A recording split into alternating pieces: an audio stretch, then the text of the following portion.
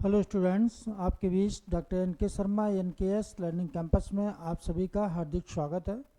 मित्रों, जैसा कि बहुत लोगों की इच्छा थी कि सर आप मॉडर्न इतिहास से पढ़ाना शुरू कर दें, क्योंकि यहाँ से सबसे ज़्यादा प्रश्न समीक्षा अधिकारी, चाहे PSS हो चाहे IAS हो, देखा जाए तो सबसे ज़्यादा मॉडर्न इतिहास के प्रश्न आते हैं और इसके बाद एंशियंट के, फिर मिडवल के। लेकिन ऐसा नहीं है कि आपको सिर्फ मिडवल हिस्ट्री और मॉडर्न हिस्ट्री और एंशियंट हिस्ट्री, यानी कि ये तीनों ऐसे पार्ट हैं जहाँ से कभी कभी ऐसा नहीं है, कभी कभी तो एवरेज में क्वेश्चन रख दिए जाते हैं, लेकिन 99% उम्मीद ये रहती है, ये बात सही है कि मॉडर्न इतिहास के प्रश्न ज़्यादा रहते हैं, आधुनिक भारत का इतिहास। ठीक है, तो यहाँ से प्रश्न ज़्यादा रहते हैं। वास्तव में आप लोग इस पोर्शन को बहुत अच्छे से तैयार करिए और कहा जाए यहाँ से आपको 18 से 20 क्वेश्चन आपको मिलेंगे सॉलिड।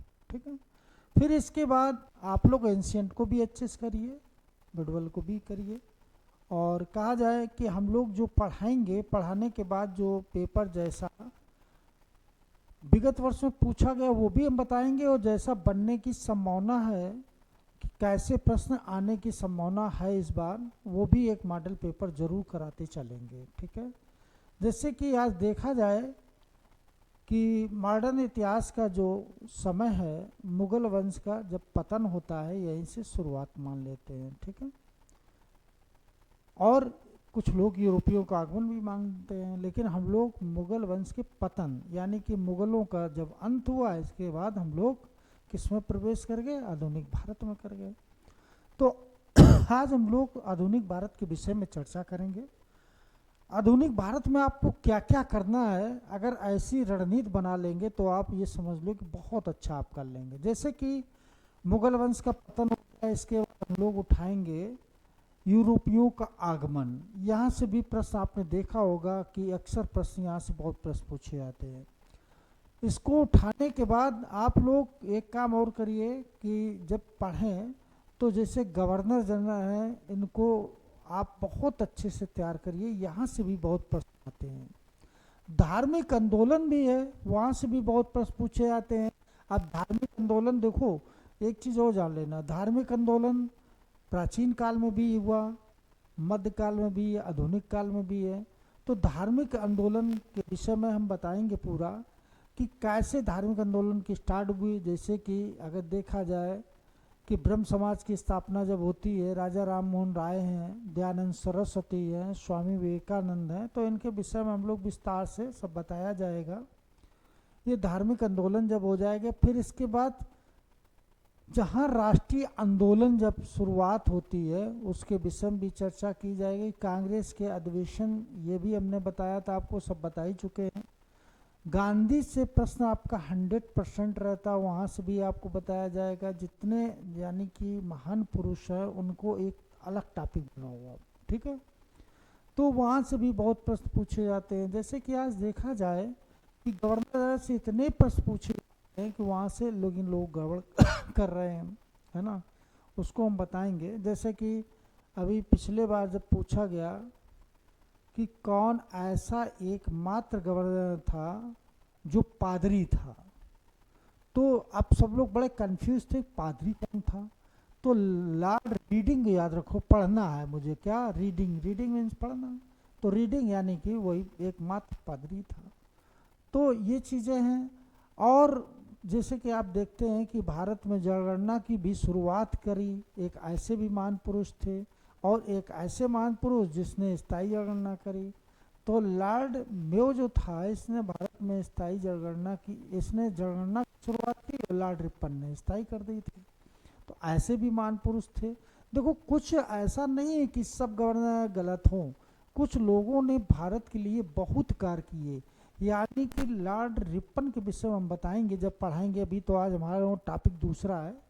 तो लॉर्ड रिपन वास्तव में एक ऐसा गवर्नर था जो भारत की दुर्दशा पर उसका मन होता था, यानी कि इतना उदारवादी वो गवर्नर था कि पूछिए मत।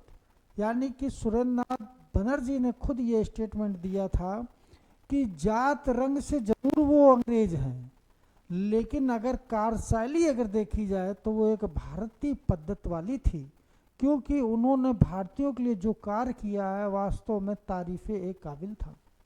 इसी तरीके से लॉर्ड विलियम बेंटिक ने भी बहुत अच्छा कार्य किया, क्योंकि एक लंबे समय से हमारे यहाँ जो सती प्रथा वाली एक व्यवस्था चली आ रही थी, यानी कि कहा जाए कि ये गुप्त काल में जब चालू हुई थी, और देखा जाए कि गुप्त काल में जब ये व्यवस्था चालू हुई भानुगुप्त के समय से, और कितने लंबे समय से, यानी कि ऐसी व्यवस्था जो चल रही थी उसको जाके 1729 में जाके उसी ने समाप्त की थी। ठीक है, तो ये चीज़ आप लोग याद रखना। तो जैसे जब कोई चीज़ पढ़ो, चर्चित जैसे गवर्नर हैं उनको जरूर आप लोग ध्यान देना। ठीक है, कौन क्या हुआ, जैसे अभी इलाहाबाद विश्वविद्यालय पूछ दिया है किस गवर्नर समय बना था, है ना, तो ये भी पूछा जाता है। फिर भारत स्वतंत्र हुआ वो किसके समय हुआ था, हाँ, किससे औरंगजेब से तुलना की जाती, ये भी पूछा जाता है। जैसे लॉर्ड कर्जन था, बंगाल विभाजन किसके समय, लॉर्ड कर्जन समय हुआ, दिल्ली भी राजधानी बनी किसके समय बनी थी, तो ये सारी चीज़ें हैं, सब बताया जाएगा। आज हम लोग अपने मुद्दे पर आ जाएं। कुल मिला के आज हम लोग का टॉपिक है आधुनिक भारत का इतिहास। देखो ध्यान देना कि आधुनिक भारत का इतिहास,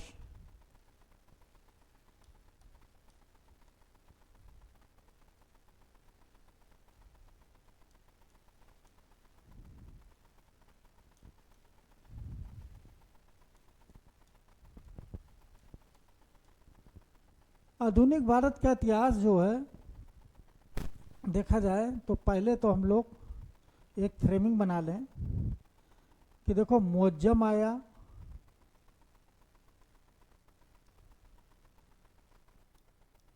मुअज्जम के बाद कौन आया था, मुअज्जम आया। ठीक, देखो पहले एक चीज़ और बता दें, या औरंगजेब था। ठीक है, औरंगजेब के कै पुत्र हुए थे, औरंगजेब। ठीक, औरंगजेब के 3 पुत्र थे, मुअज्जम था, आजम था, कामबख्श था। ये औरंगजेब हैं, औरंगजेब के 3 पुत्र थे। और चूंकि जो शहजादा था, शहजादा अकबर, इसको औरंगजेब ने खुद मार दिया था। ठीक, इसे तो किसने मारा, औरंगजेब ने खुद मारा, और यही के वजह से वो कहाँ गया था, दक्षिण भारत गया था, इसी का पीछा करते हुए दक्षिण भारत गया था। ठीक, मार दिया था। फिर मुअज्जम के बाद कौन आता है, देखो अब मुअज्जम, ये ध्यान देना इस जगह, मुअज्जम के कितने पुत्र हुए, 4 पुत्र हुए थे। ठीक है, मुअज्जम के कितने पुत्र हुए, तो 4 पुत्र हुए। कौन कौन हुए थे, देखो एक चीज ध्यान देना कि यहाँ पर 2-3 चीजें ज्यादा पूछी जाती हैं। ठीक है, जहांदार शाह, पहले तो ये इसके पुत्र लिख लो। ठीक,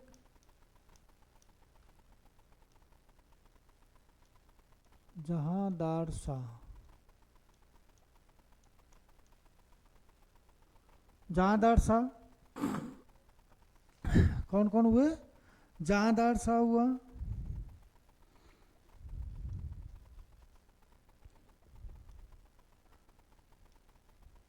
जो सबसे बड़ा जहांदार शाह, अजीम उस शान,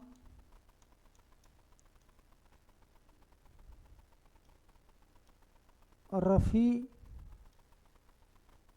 उस शान,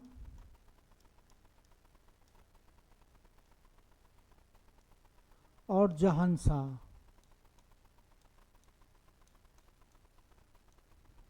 देखो हमें देखो एक चीज याद रखना कि 4 जो है जहांदार, जहांदार शाह, अजीमुशान, रफ़ीशान और जहांशाह, जहांशाह। अब यहाँ पर ध्यान देने की एक ये बात है कि जो औरंगजेब था,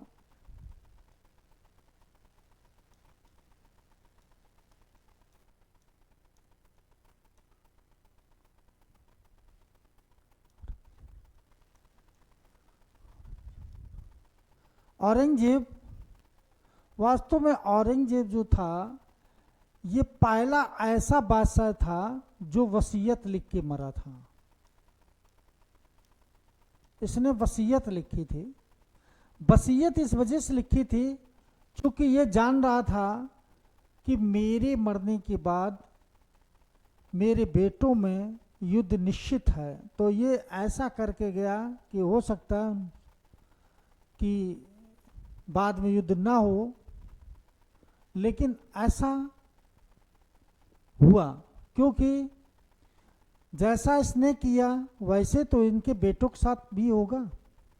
क्योंकि औरंगजेब ने अपने पिता को जब बंदी बना के, देखा होगा आगरा में ताजमहल में, वहाँ बंदी बना के रखा, तो जैसा करोगे वैसे तो भरोगे, यानी कि टीट फॉर टाइट। जैसे प्राचीन काल में मैंने बताया कि एक वंश ऐसा वंश था जो पिथहंता वंश के नाम से जाना जाता है। वो वंश हर्यक वंश था, यानी कि बिम्बसार की हत्या किसने? अजातशत्रु ने की। अजातशत्रु की हत्या किसने की थी? तो उदयन ने की। तो उसी तरीके से यहाँ भी है कि औरंगजेब ने अपने पिता के साथ जो किया, यानी कि पिता को बंदी बनाया, भाई को मारकर घोड़े पे बैठा लगे घुमाया चारों तरफ कि उससे खौफ हो कि लोग मुझे डरें, ऐसी मृत्यु दी थी कि बदायूंनी खुद कहता था कि मैंने ऐसी मृत्यु अपनी आंखों से पहली बार देखी है कि एक भाई अपने भाई को किस तरीके से मारा। तो वही चीज यहाँ भी कि मुअज्जम, देखो ध्यान देना, मुअज्जम, आजम, कामबख्श, ये तीन जो भाई थे, इन तीनों भाइयों में सत्ता के लिए युद्ध हुआ था। ठीक है, मुअज्जम, आजम, कामबख्श, इन तीनों भाइयों के लिए सत्ता का युद्ध हुआ। और कहा जाए पहला, देखो याद रखना कि कौन सा युद्ध हुआ था? जाजों का युद्ध। जाजों का युद्ध। अब जाजों का युद्ध जो हुआ था ये कब हुआ था, ये भी आप जान लो कि ये पूछी जाती डेट है 18 जून 1707 को। 18 जून 1707 को ये जाजों का युद्ध होता है। और इस जाजों के युद्ध में याद रखना कि मुअज्जम ने आजम को मारा था। किसको मारा? आजम को। इसने किसको मारा? इसको मारा था। अब इसने नहीं मारा, मतलब इसकी सेना ने इसको मारा, युद्ध हुआ। जब युद्ध हुआ तो ये मारा जाता है। और एक चीज और याद रखना कि यह भी कई बार पूछा गया है कि ये युद्ध जब हुआ तो बेदार बख्त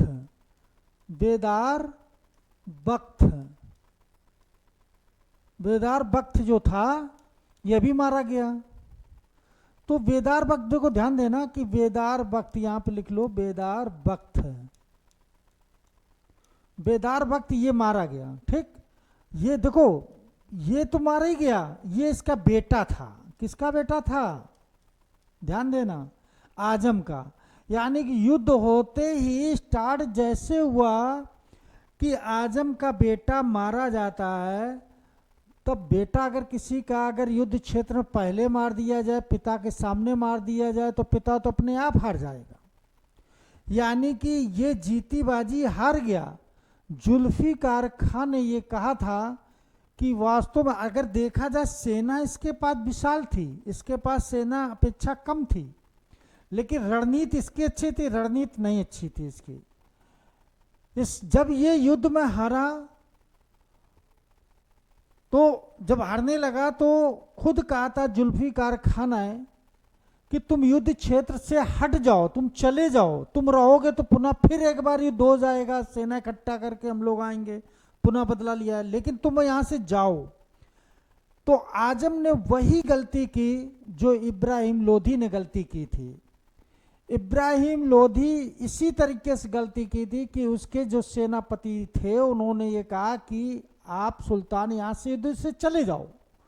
उसने कहा हम युद्ध क्षेत्र से नहीं जाएंगे क्योंकि हमारे वजह से आज मेरे हजारों सैनिक इस रणभूमि में सो गए हैं, मारे गए, और हम युद्ध क्षेत्र से भाग जाएं, मुझे अल्लाह माफ नहीं करेगा। हम ऐसा कदाप नहीं कर सकते। और यही चीज ये इसका स्टेटमेंट कि हम युद्ध क्षेत्र से भाग नहीं सकते हैं, चूंकि मेरे वजह से मेरे जो सेना के अन्य व्यक्ति मारे जा रहे हो, हम युद्ध क्षेत्र से भाग जाएं। मुझे मरना कबूल है, लेकिन युद्ध क्षेत्र से नहीं भागी गई। यही वजह रही कि यहाँ पहले तो इसका बेटा मारा जाता है, बाद में ये भी मारा जाता है, और जब ये आजम मारा जाता है तो इसकी गर्दन काट कर सिपाही लोग मुअज्जम के पास जब पहुंचते हैं तो अपने भाई कटी हुई गर्दन देखता है तो फूट फूट कर रोने लगता है।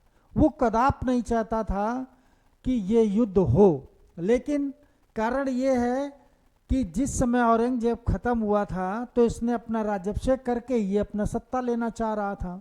तो समस्या यहाँ यही सत्ता के लेके युद्ध हो गया, और यही वजह रही कि आजम जो था, देखो आजम बड़ा दिमाग लगा रहा था। जब शाहू को बंदी बनाया था औरंगजेब ने, शाहू उसी समय बंदी बनाया गया था। अब ये प्रश्न कई बार पूछा गया कि शाहू को किसने छोड़ा था, यानी बंदी गिराए से किसने छोड़ा था। तो देखो जुल्फिकार के कहने पर आजम ने ही छोड़ा था।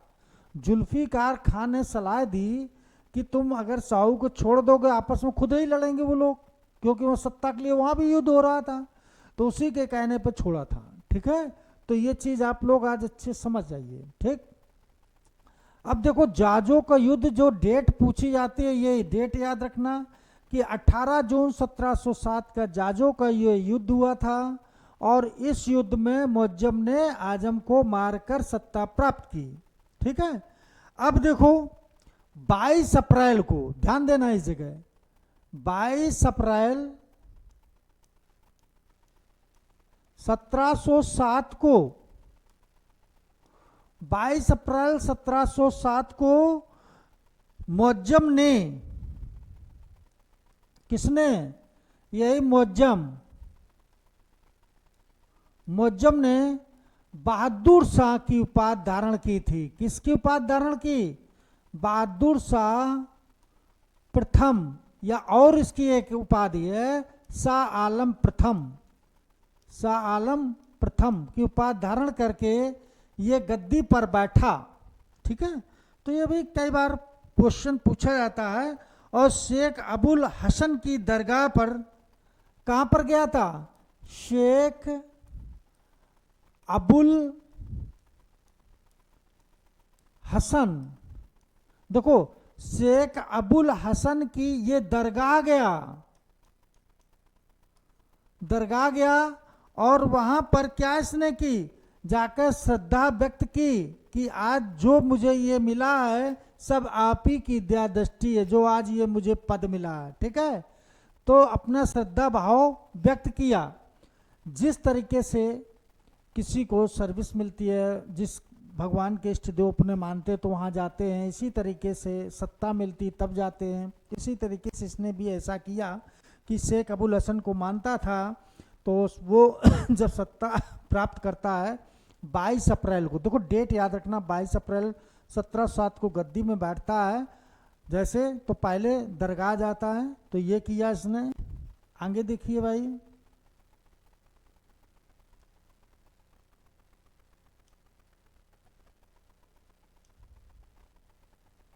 एक तो ये चीज हो गई। अब देखो 1707 से 12 तक बहादुर शाह का शासन रहा था। किसका रहा? बहादुर शाह का। ठीक है, बहादुर शाह, जिसे हम लोग कई नामों से जानते, बता ही दिया है। 1707 से 1712 तक ये शासन किया, और कहा जाए ये गद्दी पे बैठते ही इसने जजिया कर पर रोक लगा दी। ठीक, पूर्णता समाप्त नहीं, जजिया कर समाप्त किया, यानी जजिया कर समाप्त कर दिया। ठीक, दूसरी चीज 5000 जात और 5000 का सवार पद दिया था। किसको दिया? गुरु गोविंद सिंह को। गुरु गोविंद सिंह को ये पद दिया, लेकिन उनकी मृत्यु हो जाती है, तब बंदा बहादुर ये पद ठुकरा दे। बंदा बहादुर से इनका अनबन हो जाता है। किसका? बहादुर शाह का। और कहा जाए बहादुर शाह ने बंदा बहादुर को लोहगढ़ के किले पे पराजित किया था। कहाँ पर? लोहगढ़ के किले पराजित कर देता लेकिन ये बचकर वहां से निकल जाता बंदा बहादुर। अब बंदा बहादुर के विषय मैंने पहले आप लोगों को एक बार चर्चा की थी कि सिख धर्म के 10 गुरु हुए थे। 10 गुरु में आप जानते हैं कि अंतिम गुरु जो थे गुरु गोविंद सिंह थे, और उन्हीं के ये शिष्य था। ये भी अपने को पातशाह कहता था, तो ये चीज़ याद रखना। तो बंदा बहादुर, और बंदा बहादुर को मारा किसने था ये आगे हम बताएंगे कि फारूक शेर ने इसको बाद में मारा था। ठीक है, तो ये भी चीज़ याद रखना। अब देखो बहादुर शाह को शाह बेखबर के नाम से जाना जाता है। शाह बेखबर के नाम से कौन जाना जाता है? तो बहादुर शाह। और ये किसने कहा था? तो ये याद रखना, खौफी खां ने कहा था। खौफी खां ने शाह बेखबर, यानी कि जब सत्ता नहीं मिली तब तक तो बहुत ही जागरूक थे। सत्ता मिलने के बाद फिर इन्हें कोई मतलब नहीं रहा कि अब दरबार राजपाट में साम्राज्य में क्या हो रहा है। ठीक है, तो ये चीज़ आप लोग याद रखना, और ये कई बार क्वेश्चन पूछा भी गया है।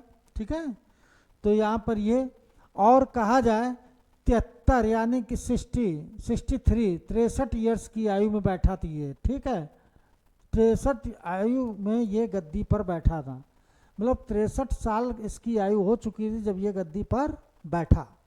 तो बहादुर शाह वास्तव में उदारवादी शासक था, बहुत क्रूर शासक नहीं था। इसने किसानों के प्रति ज़्यादा ना तो कर लगाया ना कुछ किया, बस ये है कि सत्ता जब मिल गई तो ये बिल्कुल शांत प्रिय बन गए। ठीक, और इसके देखो एक चीज़ और याद रखना, 4 लोगों की उपाधियाँ जरूर पूछी जाती हैं, और इसके 4 पुत्र हुए थे, इसके विषय में भी हम आपको बता देंगे। अब देखो ध्यान देना कि जो बहादुर शाह था, बहादुर शाह के 4 पुत्र हुए थे। कौन कौन हुए थे? अभी हमने बताया था कि जहांदार शाह था, ठीक, अजीमुशान था,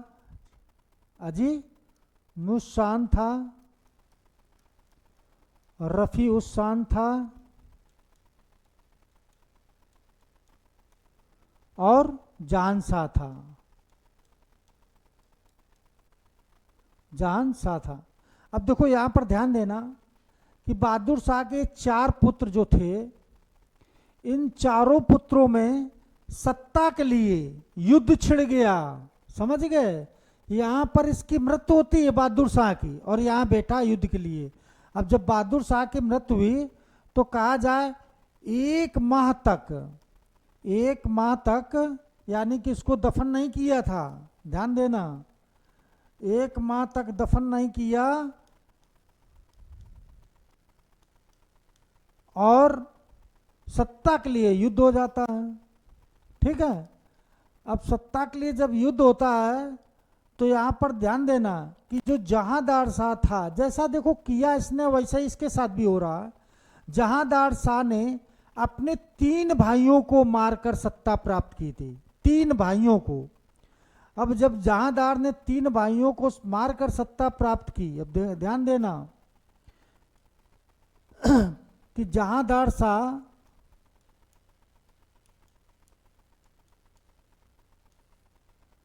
ये 1712 से 13 तक मात्र 1 वर्ष, और 3 भाइयों को मारकर जब सत्ता प्राप्त करता है तो ध्यान देना कि बाद में इसकी भी हत्या होती है। कौन करता है? फारूक शेर करता है। लेकिन अभी पहले इसके विषय में बता दें कि ये लाल कुमारी नाम से एक लाल कुमारी एक वेश्या थी, उसी से ये प्यार करता था, और उसको इसने इतना यानी कि पावर दे दिया कि बिना उसकी अनुमति के कोई कार्य ही नहीं करता था, उसके परिवार वालों को भी अच्छे पद दे दिए, और यही कारण हुआ कि जहांदार का पतन हुआ। इसने जो है इजारेदारी प्रथा, मतलब देखो ध्यान देना है, ये भी क्वेश्चन पूछा गया है कई बार कि इजारेदारी प्रथा की शुरुआत नहीं, बढ़ावा, इजारेदारी प्रथा की बढ़ावा किसने दिया, यानी कि ठेकेदारी व्यवस्था। ठेकेदारी व्यवस्था की बढ़ावा दिया किसने, तो जहांदार ने दिया। यह भी एक क्वेश्चन पूछा जाता है। और एक चीज याद रखना कि जुल्फिकार खां, देखो ध्यान देना, यहां पर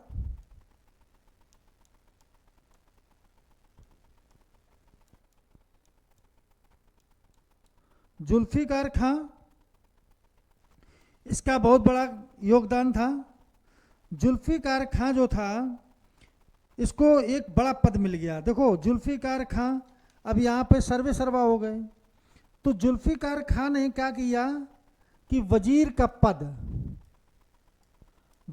पद मिल गया इसको जुल्फिकार खां का। और इनके जो पिता थे जुल्फिकार खां के, देखो जुल्फिकार खां के पिता आसद खां थे, आसद खां। और कहा जाए ये औरंगजेब के समय भी ये थे वजीर, और ये इतने लंबे समय तक रहे। इनको वकील का पद दिया। कौन सा पद दिया, तो वकील का पद दे दिया। ठीक, यानी कि देखो वजीर का पद जुल्फिकार खां को मिल गया और वकील का पद आसद खां को मिल गया। अब ये बाप बेटा दोनों बहुत पावरफुल हो गए। ठीक, तो ये चीज याद रखना, ये पूछा गया है। अब इसी के समय देखो जजिया कर, बहादुर शाह मरने के पहले जजिया कर पुनः फिर लागू कर देता है। अब इसने जाके जजिया कर समाप्त किया। देखो ध्यान करना, जजिया कर समाप्त इसने भी किया, लेकिन अभी पूर्णता शब्द नहीं है, इसने भी जजिया कर समाप्त किया। और किसके कहने पर किया था, तो ये देखो याद रखना कि जयसिंह, ध्यान देना इस जगह,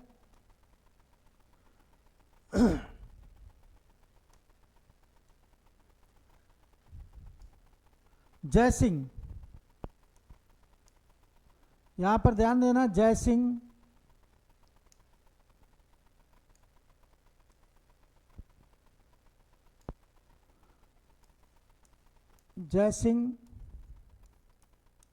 अब जयसिंह के आगे देखो मिर्जा जयसिंह। मिर्जा जो शब्द था ये किसने लगाया, तो ये याद रखना कि ये जहांदार शाह ने मिर्जा शब्द जोड़ा था। जयसिंह के आगे मिर्जा जयसिंह। अब सवाई शब्द जो कहा जाता है जयसिंह के आगे, सवाई शब्द, मिर्जा सवाई जयसिंह अगर शब्द ये सवाई की बात करें तो ये पद किसने जोड़ा, तो फारूक सियर ने जोड़ा था। ठीक है, तो ये भी आप लोग याद रखना क्योंकि ये पूछा जाता है, इस वजह से हमने बता दें इसको भी। दूसरी चीज, इन्हें मालवा की सूबेदारी दी गई। कहाँ की सूबेदारी दी गई, तो मालवा की सूबेदारी। अब देखो जयसिंह जो थे सवाई, देखो सवाई जयसिंह ये वास्तव में कछवाए वंश के थे। और कछवाए वंश के देखो कौन कौन शासक हुआ था, देखो यहां पर यह भी ध्यान देना, जो ये कछवाहा वंश था ये राजपूत थे। ठीक है, राजपूत। ये कहाँ के थे, तो ये अमेर के थे। कहाँ के थे, अमेर के। तो अमेर का सबसे पहले कौन हुआ था, तो भारमल हुआ था। भारमल, मान सिंह, और फिर इसके बाद जय सिंह। देखो भारमल के बाद भगवान दास हुआ था। एक याद रखना, ये भूल गए थे, भगवान दास। देखो भारमल, भगवान दास, मान सिंह और जय सिंह। ठीक, जय सिंह ने ही जयपुर की स्थापना की थी। सवाई जय सिंह ने जयपुर की स्थापना की थी। तो याद रखना, भारमल आया, फिर भगवान दास आया, फिर मान सिंह आया, फिर जय सिंह। इनका थोड़ा सा इतिहास जान लीजिए कि भारमल जो था ये अकबर के समय था। किसके समय था? अकबर के समय था। इसने अपनी बहन की स्वेच्छा से प्रस्ताव रखा था जगत गोसाई जोधाबाई का विवाह, यानी कि मेरी पुत्री से विवाह कर लो। किससे? अकबर से। भगवान दास, इसने भी मानबाई जो थी जहांगीर से विवाह का प्रस्ताव रख दिया था। ठीक। फिर इसके बाद मान सिंह, ये थोड़े कट्टर थे। मान सिंह भगवान दास के बेटे थे। मान सिंह ने अगर देखा जाए तो महाराणा प्रताप को अगर पराजित किया तो मान सिंह ने पराजित किया था, अकबर नहीं गया था। अकबर की सेना के ये मुख्य सेनापति थे, यही नेतृत्व कर रहे थे, ये गए थे और युद्ध में हल्दी घाटी में हरा दिया था 1576 में।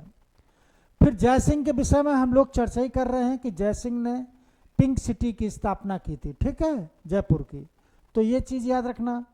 तो ये मालवा की सूबेदारी किसने दी थी? जहांदार ने दी थी। अब एक चीज और याद रखना, मारवाड़ के जो अजीत सिंह थे, कौन? मारवाड़ के एक शासक और थे अजीत सिंह, ये भी राजपूत थे। अजीत सिंह, इन्हें महाराजा की उपाधि दी थी, महाराजा की उपाधि दी गई, ठीक है, इन्हें महाराजा की उपाधि दी गई थी। ठीक। तो एक चीज ये याद रखना, ठीक है। और बाद में देखो एक चीज याद रखना कि अब आता है फारुखसियर।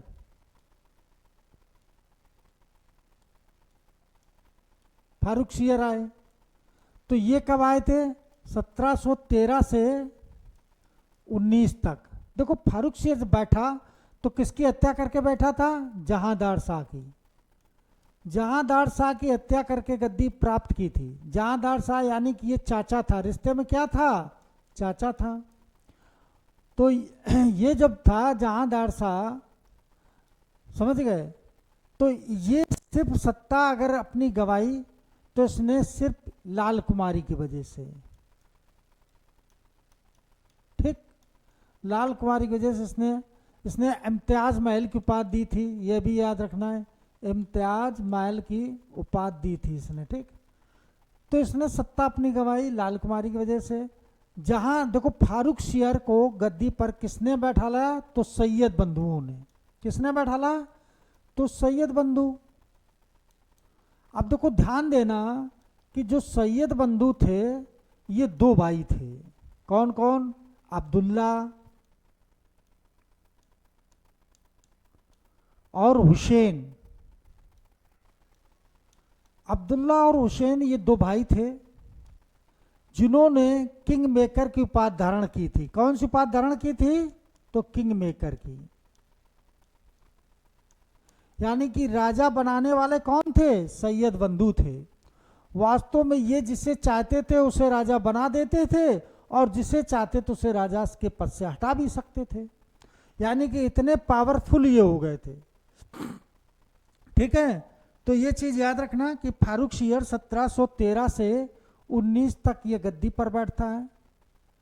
और फारुखसियर को हम लोग किसने, देखो जहांदार को एक चीज याद रखना, जहांदार को भी याद रखना कि जहांदार शाह को किस नाम से जाना जाता है? तो इन्हें लंफट मूर्ख के नाम से, लंफट मूर्ख के नाम से। और फारुखसियर को किस नाम से जाना जाता है? तो घृणित कायर, घृणित कायर के नाम से जाना जाता है, ठीक है। यह भी कई बार प्रश्न पूछा गया है। और बहादुर शाह को शाह बेखबर के नाम से जाना जाता है और मोहम्मद शाह को रंगीला के नाम से जाना जाता है। ये चारों टॉपिक पूछे जा रहे हैं, ठीक है। तो ये चीजें याद रखना। तो यहाँ से प्रश्न कई बनते भी हैं, ठीक है।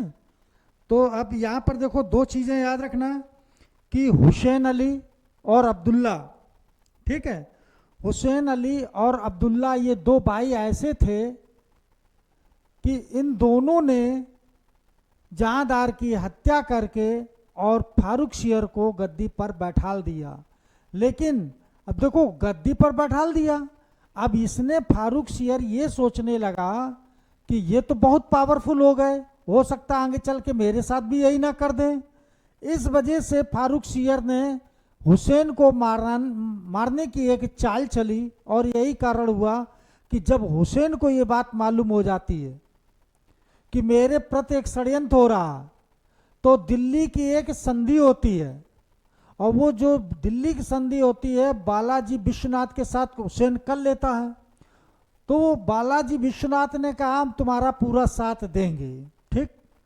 तो इसके बाद हुसैन आता है और फारूक सियर की, यानी कि बैठे थे आराम से, भाई बादशाह थे, और इनका गला दाब के पीछे से इनकी हत्या कर देता।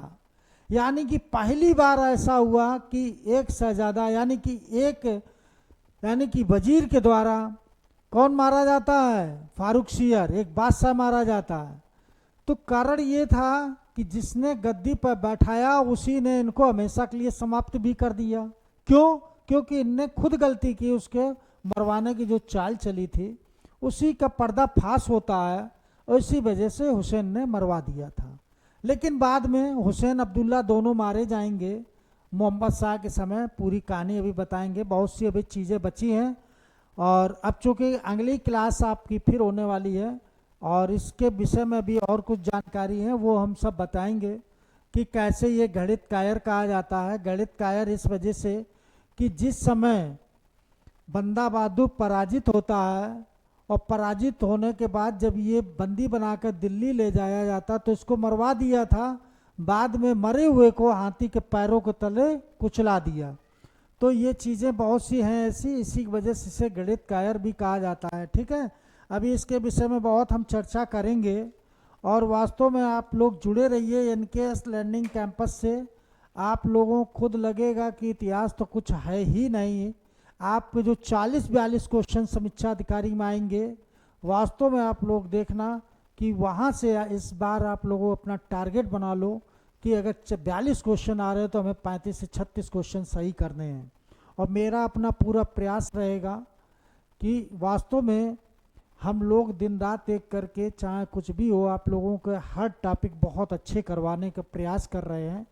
आप लोग भी भाई ईमानदारी से चैनल को सब्सक्राइब और लाइक ज़रूर करिए, चूँकि आप लोगों के लिए इतनी मेहनत की जा रही है, निःशुल्क अभी ये मेहनत आपकी हो रही है, तो आप लोग इसका ज़रूर ध्यान दीजिए।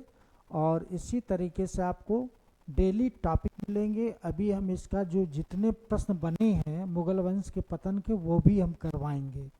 और अगली जब मेरी क्लास होगी वो करंट की GS की होगी, जहाँ से भी आप देखेंगे 30 से 35 क्वेश्चन आते हैं, वो भी हम लोग अभी पढ़ाएंगे उसको। मिलते हैं हम लोग अगली क्लास में पुनः फिर।